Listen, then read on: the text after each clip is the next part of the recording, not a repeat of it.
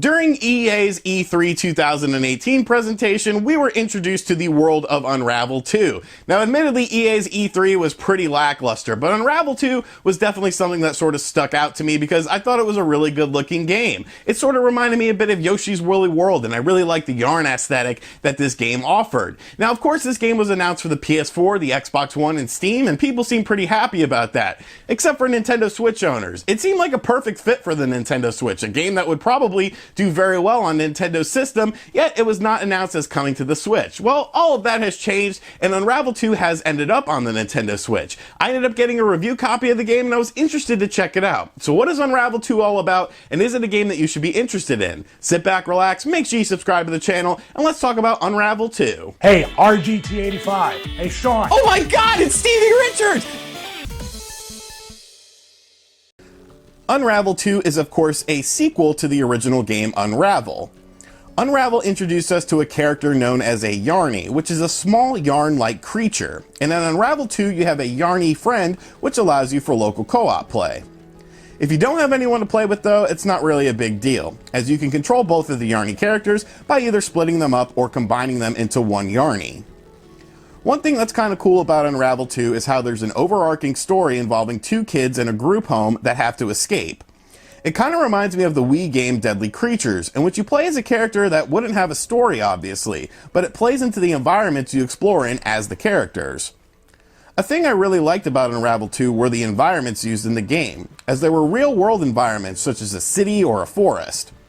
Seeing these small yarn-like creatures in a real-world aesthetic was an interesting choice that I actually really enjoyed seeing, and it almost reminded me a bit of Toy Story in that aspect.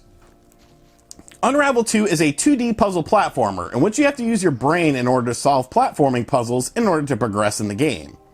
You do this by using both of the Yarny characters and of course the yarn in physics-based puzzles. You could do different things with the yarns, like creating an anchor point to create tension and swing from one area to another. There are also things in the environment to help you solve the puzzles as well, such as things like small bricks or smaller objects that Yarnies can push into place.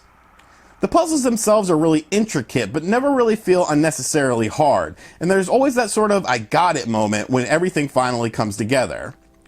There are also segments in the game in which your Yarny must avoid dark matter that will cause an instant death, and some segments have you avoiding the dark matter in a running style. The game will also throw some other sorts of things at you that will attack you and kill you, and honestly it keeps things fresh throughout. The controls work fine, and you'll be switching back and forth between the Yarnies with no problem. And since the game does offer local co-op, it also allows for use of a single Joy-Con, which makes it pretty easy to play.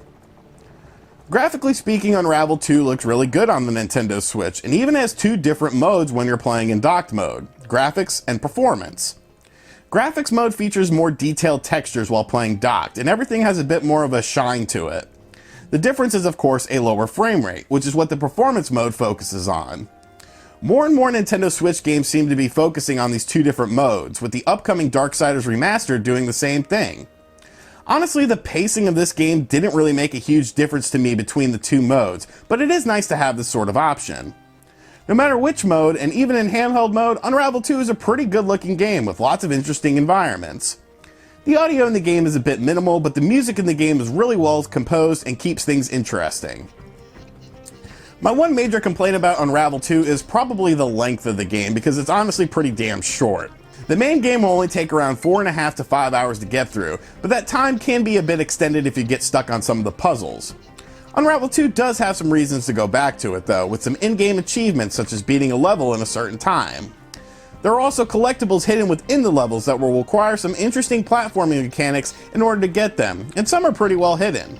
I do wish that the main game was a bit longer, but considering it is a budget indie title, I guess I can't complain too much.